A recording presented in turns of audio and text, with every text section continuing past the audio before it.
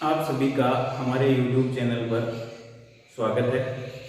आज अपन जो है वो हेलो एल्केनों की रासायनिक अभिक्रियाओं में अपन देख रहे थे नाभिक स्नेही प्रतिस्थापन अभिक्रिया, और उसके बारे में अपन ने चर्चा कर ली थी। नाभिक स्नेही प्रतिस्थापन अभिक्रिया या न्यूक्लियोफिलिक सब्स्टिट्यूशन रिएक्शंस जो है वो उनको दो भागों में बांटते हैं। एक होती है SN1 और एक होती है SN2। नाभिक स्नेही प्रतिस्थापन अभिक्रियाओं के दो वर्ग बन गए हैं। SN1 में S का मतलब सब्स्टिट्यूशन, N का मतलब न्यूक्लियोफिलिक, A का मतलब यूनिमोलिकुलर, और SN2 में बायोमोलिकुलर। पहले अपन देखते हैं एकाणु नाभिक स्नेही प्रतिस्थापन अभिक्रिया यानी SN1। और SN1 अभिक्रियाएं जो है वो क्या होती है, यानी इनके अंदर प्रतिस्थापन तो होगा है तो नाभिक स्नेही प्रतिस्थापन अभिक्रियाएं, लेकिन होती क्या है, कैसे होती है, इनकी क्या विशेषताएं हैं, वो सब यहाँ इस क्लास के अंदर अपन देखेंगे और SN1 के सारे कंफ्यूजन जो है वो दूर करने का प्रयास करेंगे। तो देखो SN1 जो अभिक्रिया है उनकी विशेषताएं क्या क्या है।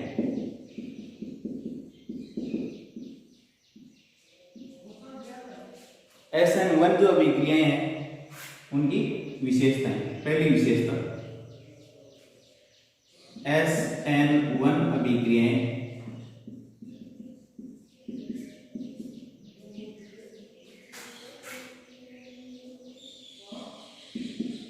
दो पदों में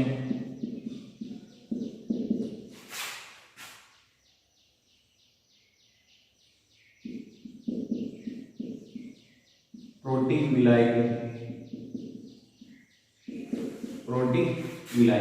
प्रोटीन विलायक जिनके अंदर प्रोटॉन होते हैं, ऐसे विलायक जैसे H2O, इथेनॉल यानी एल्कोहल, एसिटिक अम्ल,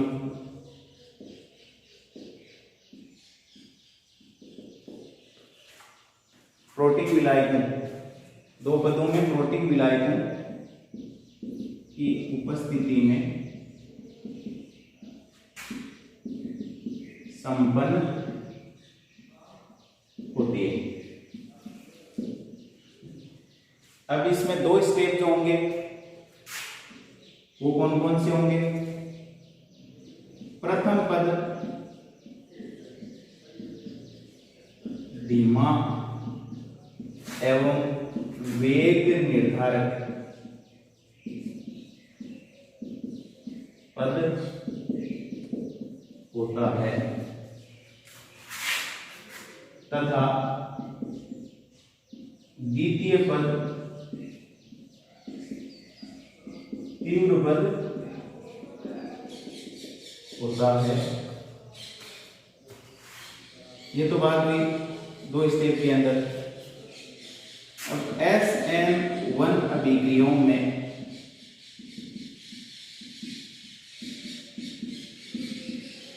मध्यवर्ती इंटरमीडिएट के रूप में कार्बोकेटाइन यानी जिन पर कार्बन पर पॉजिटिव होता है जहां वो कार्बोकेटाइन निर्मित होते हैं।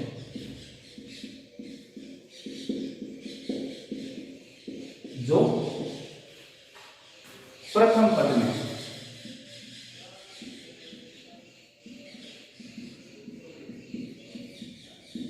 बनते हैं। थर्ड SN1 अभिक्रियाएं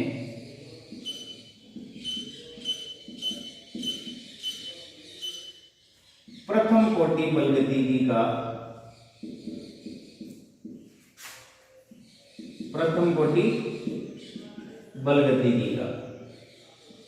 अनुसरण करती है। अब प्रथम कोटि बलगतिकी का मतलब है अभिक्रिया का वेग केवल एक ही अभिकारक की सांद्रता पर निर्भर करता है, अर्थात अभिक्रिया का वेग केवल एक ही अभिकारक की सांद्रता पर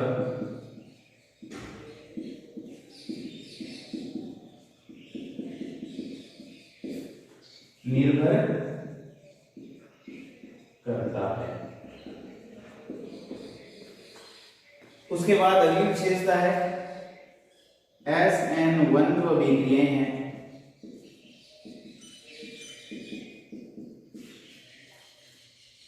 रेसिमीकरण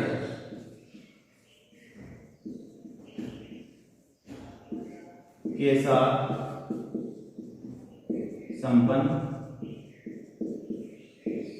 होती है। अब रेसिमीकरण क्या होता है?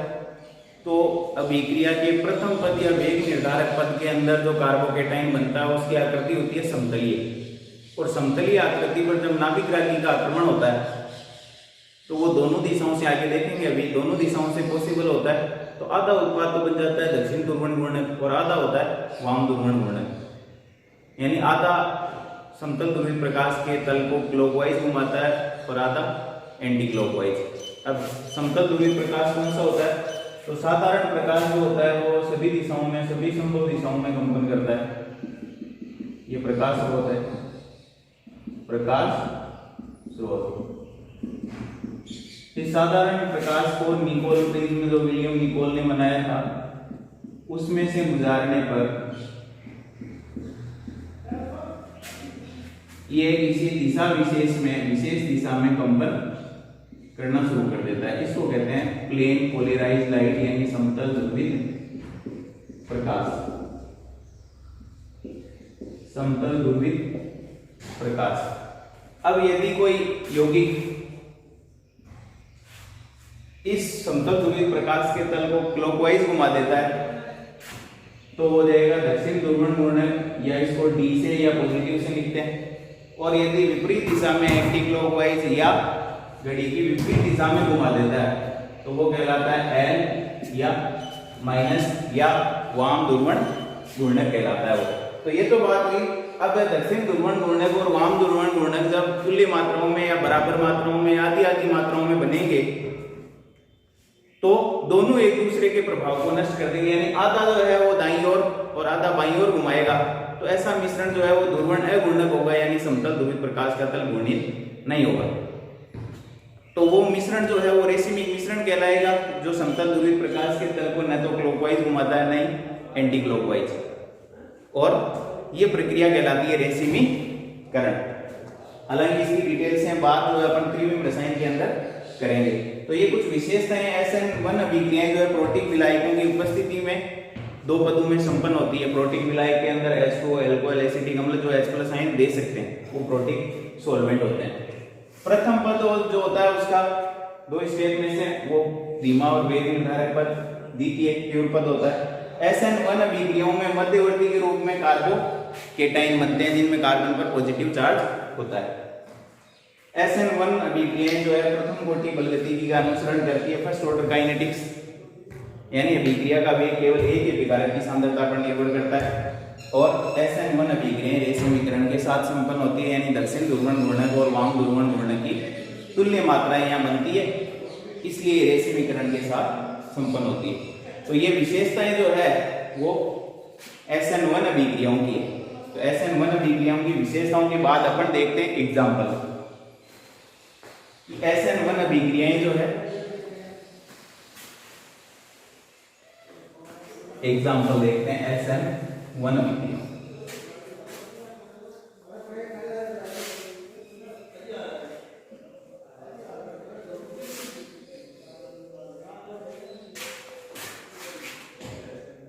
उदाहरण, तृतीयक ब्यूटिल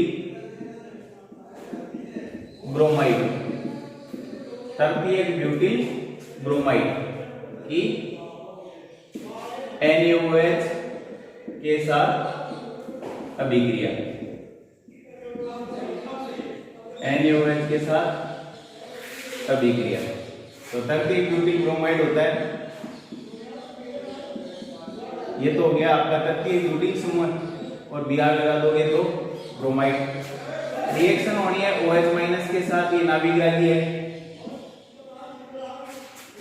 अब इस बंध में ध्रुवता है, ये नेगेटिव है और ये पॉजिटिव है, तो OH माइनस जो है वो यहाँ जुड़ेगा, Br माइनस बाहर हो जाएगा अपना सामान लेके, तो ये हो जाएगा OH प्लस Br माइनस। ये ओवरऑल रिएक्शन हो गई। अब इस रिएक्शन की क्रिया भी देखते हैं अपन कि ये दो पदों में होती है, तो दो पद किस प्रकार से होते हैं। तो प्रथम पद या स्टेप फर्स्ट, प्रथम पद में CBr यानी कार्बन हैलोजन आबंध का विदलन CH या CBr, यहाँ Br है तो CBr या CH कह सकते हैं कॉमन, आबंध का विदलन एवं मध्यवर्ती कार्बोकेटायन का निर्माण, मध्यवर्ती कार्बोकेटायन का निर्माण। तो ये हो जाएगा CH3 यानी तृतीय ब्यूटीन, ये हो जाएगा ब्रोमाइड। ये प्रथम पद या वेग निर्धारक पद है, तो ये होगा धीमा पद। और क्या होगा, वेग को भी ये निर्धारित करेगा, अभिक्रिया वेग को, तो इसको वेग निर्धारक पद भी कहते हैं। इस CBr बंध का इसमें विदलन होगा, क्योंकि इसका विदलन नहीं होगा तो ये उत्पाद नहीं बनाएगा, प्लस Br माइनस।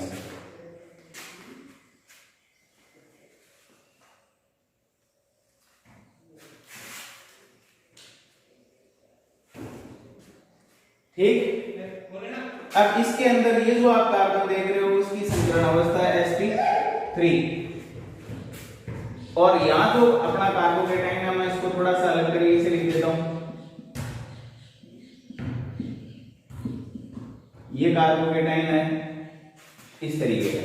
अब इसके अंदर sp3 संकरित कार्बन परमाणु से जुड़े हुए हैं, और sp3 की आकृति होती है चतुष्फल की, यानी ये कुछ इस तरीके का है, ये है चतुष्फल की। और इसमें जो कार्बन परमाणु आप देख रहे हो उसकी संकरण अवस्था है sp2, और sp2 की आकृति होती है समतलीय प्लेनर, और ये बॉन्ड एंगल जो है वो आपको दिख रहे हैं वो 120 डिग्री के होंगे, समतलीय संरचना होगी। तो ये कार्बोकेटाइन बना है। अब सिग्मा बंधु की संख्या से अपन संकरण निकालते हैं। इसमें सिग्मा बंधु की संख्या 4 तो संकरण sp3, इसमें सिग्मा बंधु की संख्या 3 तो संकरण sp2 हो जाएगा। तो ये अपना फर्स्ट स्टेप, ये हो जाएगा तृतीयक ब्यूटिल ब्रोमाइड, और ये हो जाएगा अपना तृतीयक ब्यूटिल कार्बोकेटाइन, तृतीयक ब्यूटिल कार्बोकेटाइन 3 डिग्री कार्बोकेटाइन मध्यवर्ती, इसको कहेंगे मध्यवर्ती। sp2 की आकृति समतलीय इस तरीके से होती है, ये समतल यानी प्लेन के ऊपर पड़ा हुआ है 360 डिग्री का, ये 120 डिग्री के एंगल है सारे, और सारे बॉन्ड हैं वो तल को टच करते हैं, इसलिए इसकी समतलीय आकृति। प्रथम पद के बाद में अपना द्वितीय पद। अब एक बात और, इसके अंदर जो CBr बंध है, कार्बन हैलोजन या कार्बन ब्रोमीन बंध जो है, उसके विदलन के लिए आवश्यक ऊर्जा कहां से प्राप्त होती है, तो CBr बंध के विदलन के लिए आवश्यक ऊर्जा हैलोजन परमाणु के प्रोटिक विलायकों द्वारा जलयोजन से प्राप्त होती है। CBr बंध के विदलन के लिए आवश्यक ऊर्जा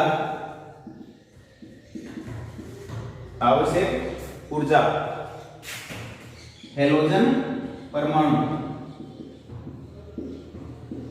यहां कौन है Br माइनस के प्रोटिक विलायकों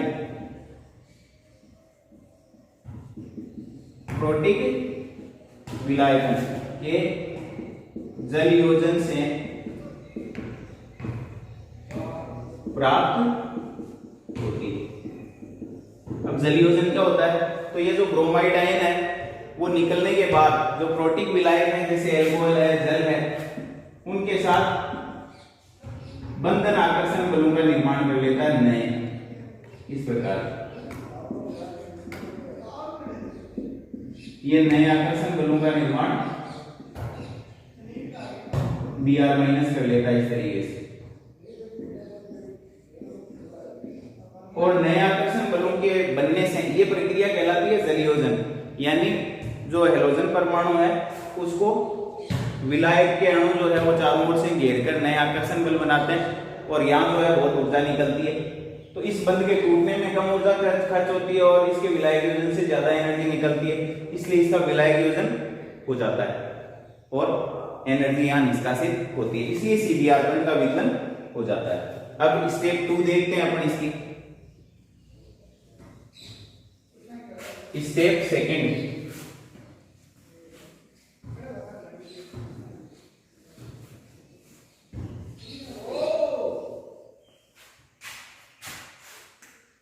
द्वितीय पद, सेकंड स्टेप। अब सेकंड स्टेप के अंदर जो कार्बोकेटाइन अपना बना हुआ है समतलीय आकृति का, ये इस कार्बोकेटाइन पर नाभिक रागी जो अपने पास है OH माइनस वो आक्रमण करेगा। अब ये समतलीय आकृति का तो आक्रमण इस दिशा से भी पॉसिबल है और आक्रमण इस दिशा से भी पॉसिबल है।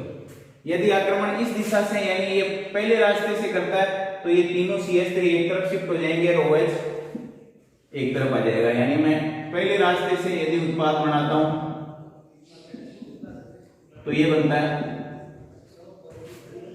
और यदि दूसरे रास्ते से बनाता हूं तो OH इधर जुड़ेगा, वो तीनों जो है समूह वो दूसरी तरफ शिफ्ट हो जाएंगे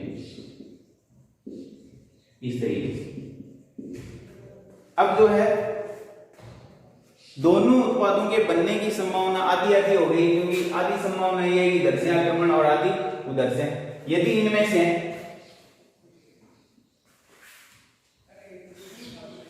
एक दक्षिण ध्रुवण घूर्णक है यानी डी या प्लस, यानी समतल ध्रुवीय प्रकाश के तल को क्लॉकवाइज घुमाता है तो दूसरा एंटी क्लॉकवाइज घूर्णित करेगा, जिसको एल या माइनस से देंगे। एक वाम ध्रुवण घूर्णक होगा, दूसरा दक्षिण ध्रुवण घूर्णक होगा। दोनों का आधा आधा यानी समतुल्य मात्राओं में दोनों के बनने के कारण ऐसा मिश्रण रेसिमिक मिश्रण कहलाता है और यह प्रक्रिया कहलाती है रेसिमिकरण। ये दूसरा स्टेप था और ये तीव्र पद होता है, इनको कहता है तीव्र पद। अब कौन से एल्किल हैलाइड जो है वो SN1 अभिक्रियाएं देंगे, तो इन अभिक्रियाओं में क्या होता है, कार्बोकेटाइन बनता है। क्या बनता है? कार्बोकेटाइन। और कार्बोकेटाइन जिसका जितना ज्यादा स्थायी होगा वो उतनी सरलता से बनेगा और वो SN1 अभिक्रियाएं उतनी आसानी से देगा। फॉर एग्जांपल अपने पास एल्किल हैलाइड है, एल्किल हैलाइड, उनमें से कौन सुगमता से देगा और कौन कठिनता से SN1 रिएक्शन देगा, तो अपन कुछ एल्किल हैलाइड लिख लेते हैं। पहला है मेथिल हैलाइड, मेथिल हैलाइड, ये मेथिल हैलाइड। उसके बाद एथिल हैलाइड या 1 degree halide, 1 degree alkyl halide भी कह सकते हैं इसको, एथिल हैलाइड भी नाम है इसका। उसके बाद 2 डिग्री एल्किल हैलाइड, ये हो जाएगा, इसको कहेंगे 2 डिग्री एल्किल हैलाइड। और उसके बाद ये हो जाएगा 3 degree alkyl halide. 3 degree alkyl halide या तरकीय ब्यूटिल हैलाइड, नाम सबके अलग अलग हो जाएंगे। Methyl halide, ethyl halide, isopropyl और ट्रस्टी ब्यूटिल। मेथिल 1 डिग्री, 2 डिग्री और 3 डिग्री एल्किल हैलाइड, इनके कार्बोकेटाइन बना लेते हैं। और कार्बोकेटाइन कैसे बनेंगे? X हटा दो, ये बन जाएगा CH3 प्लस, इसका कार्बोकेटाइन बन जाएगा ये इसका कार्बोकेटाइन बन जाएगा ये, और इसका कार्बोकेटाइन बन जाएगा ये। अब 11वीं क्लास में आप लोगों ने पढ़ाया कि 3 डिग्री कार्बोकेटाइन सबसे ज्यादा स्थायी, फिर 2 डिग्री, फिर 1 डिग्री, लास्ट में मेथिल कार्बोकेटाइन। ये हो जाएगा कार्बोकेटाइनों के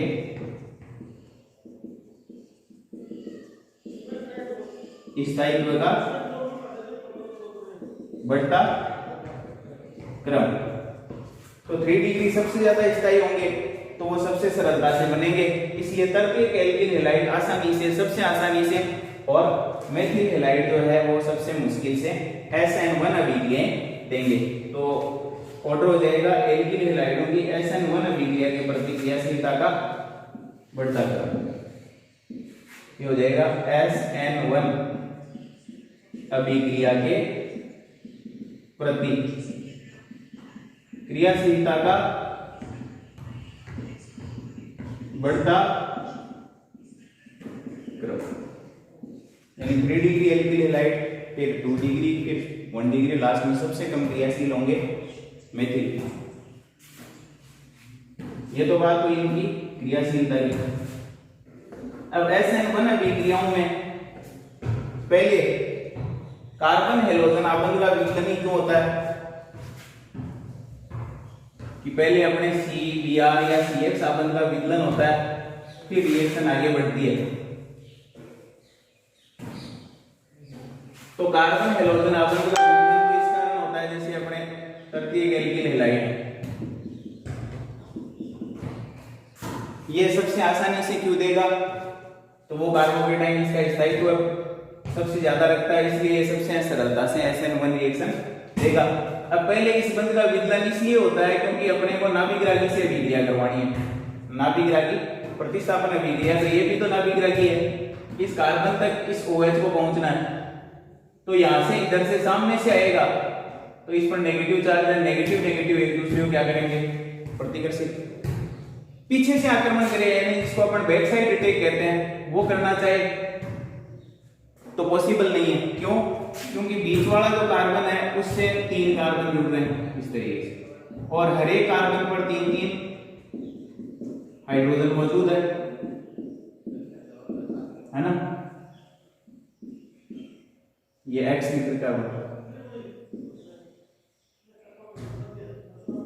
3-3 हाइड्रोजन और मौजूद है, हर एक इस कार्बन से 3 कार्बन जुड़ रहे हैं, 3 कार्बनों से फिर 3-3 हाइड्रोजन जुड़ रहे हैं। तो बैक साइड अटैक में जो है वो ये परमाणु जो है कार्बन और हाइड्रोजन और इनके इलेक्ट्रॉन जो है OH माइनस के नाभिकजालीय आक्रमण में बैक साइड अटैक में बाधा उत्पन्न करेंगे, पहुंचने नहीं देंगे, क्योंकि इनमें भी तो बंधु में इलेक्ट्रॉन है, और बंधु में इलेक्ट्रॉन होंगे तो वो बाधा उत्पन्न करेंगे, और उसको अपन कहते हैं त्रिविम बाधा प्रभाव, स्टेरिक हिंड्रेंस इफेक्ट। ये सिक्योरिटी लेयर जो है वो त्रिस्तरीय है, 3-3 हाइड्रोजन है, जैसे संसद भवन की सिक्योरिटी में कई लेयर की होती है, तो वहां जो है वो कोई आसानी से नहीं पहुंच सकता, तो यहाँ बैक साइड अटैक इसलिए आसानी से पॉसिबल नहीं है। फ्रंट साइड के अंदर हैलोजन परमाणु है, ऋणावेश रखता है, प्रतिकर्षण करेगा, तो पॉसिबल नहीं है। तो पहले इस बंध का विचलन होगा, CX का कार्बोकेटाइन बनेगा, और उसके बाद OH माइनस का नाभिग्राही आक्रमण होगा।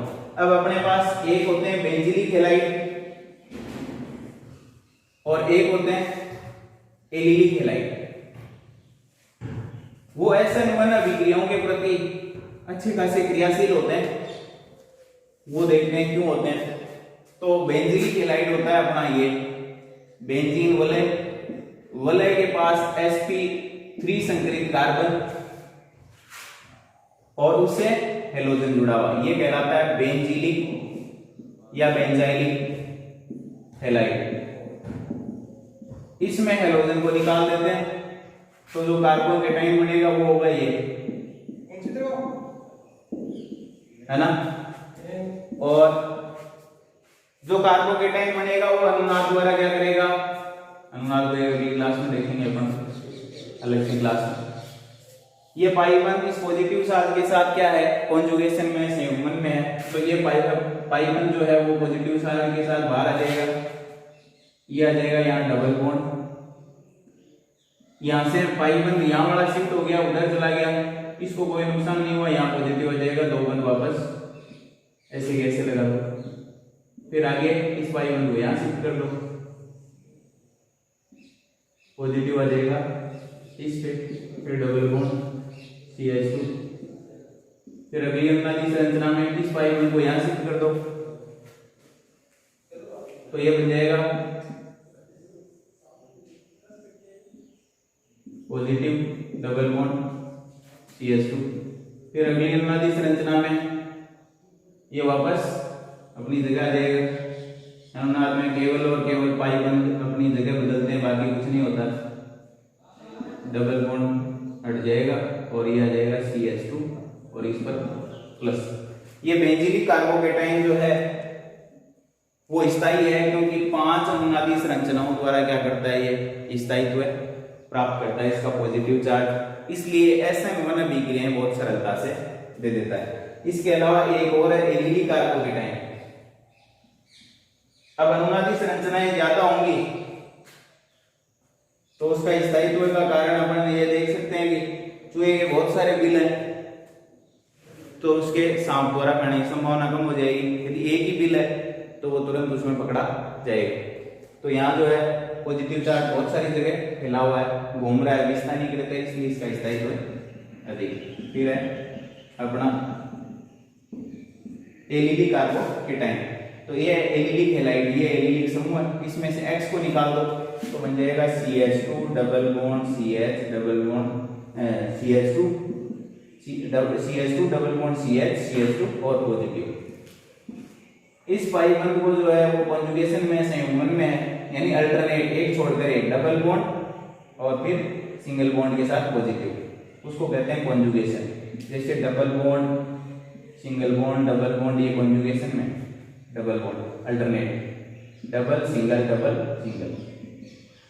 CH2 CH double bond CH2 और पॉजिटिव आ जाएगा। ये एलिलिक कार्बोकेटाइन की दो अनुनादी संरचनाएं। इसके द्वारा एलिलिक कार्बोकेटाइन दो अनुनादी समान प्रकार की अनुनादी संरचनाओं द्वारा स्थायित्व प्राप्त करता है, इसलिए एलिलिक कार्बोकेटाइन भी बहुत सरलता से SN1 अभिक्रियाएं दे देता है। तो ये थी अपनी SN1 अभिक्रियाएं। उसके बाद अपन अगली क्लास में देखेंगे SN2। फिर SN2 पढ़ने के बाद जो है वो दोनों की तुलना करेंगे और फिर इन पर आधारित सवालों का अपन देखेंगे कि SN1 और SN2 के सवालों को कैसे हल करें।